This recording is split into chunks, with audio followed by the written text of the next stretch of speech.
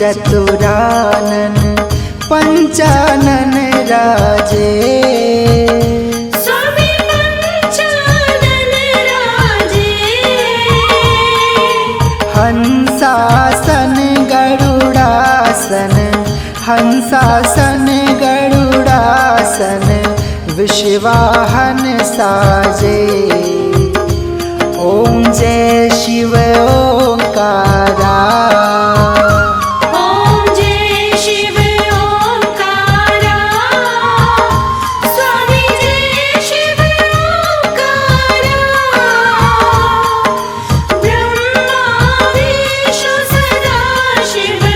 ब्रह्मा विष्णु सदा शिव। हरदानी धारा। ओम जय शिव ओंकारा।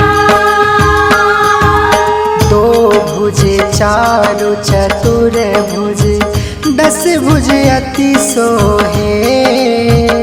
स्वामी दस भुज अति सोहे। तीनों रूप निरखते तीनों रूप निरखते त्रिभुवन जन मोहे। ओम जय शिव ओंकारा। ओम जय शिव ओंकारा।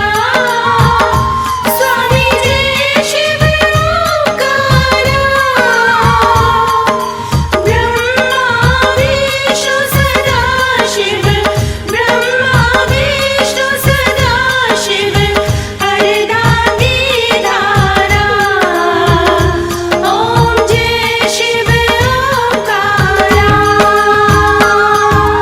अक्षमाला बनमाला मुंडे माला धारी।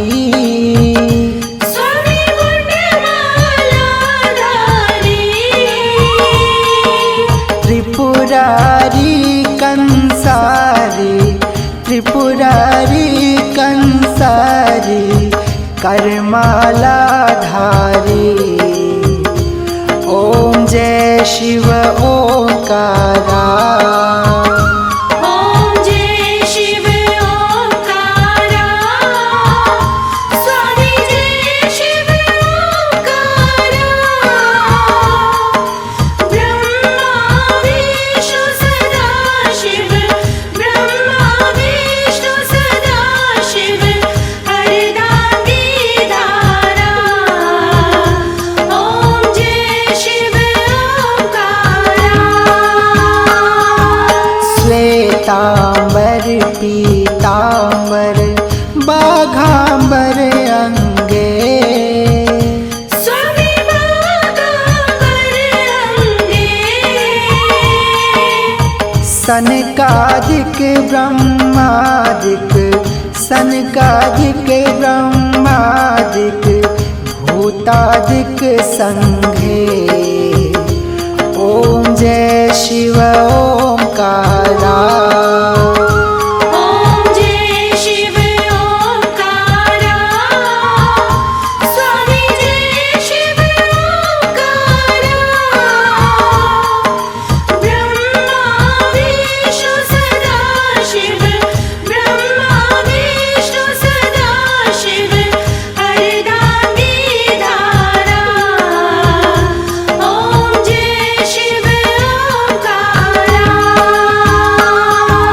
करके माध्य कमंडल चक्र त्रिशूल धारी। स्वामी चक्र त्रिशूल धारी।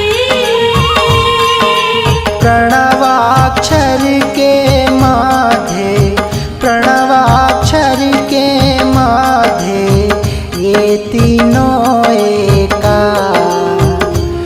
ओम जय शिव ओंकारा। ओम जय शिव ओंकारा। स्वामी जय शिव ओंकारा। ब्रह्मा विष्णु सदा शिव। ब्रह्मा विष्णु सदा शिव। हरदानी धारा।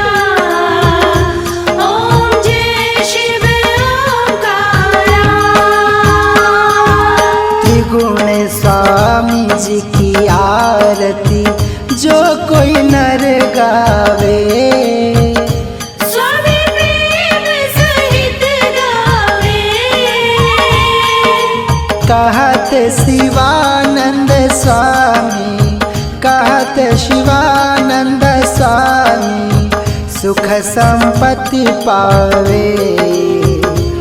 ओम जय शिव ओंकारा।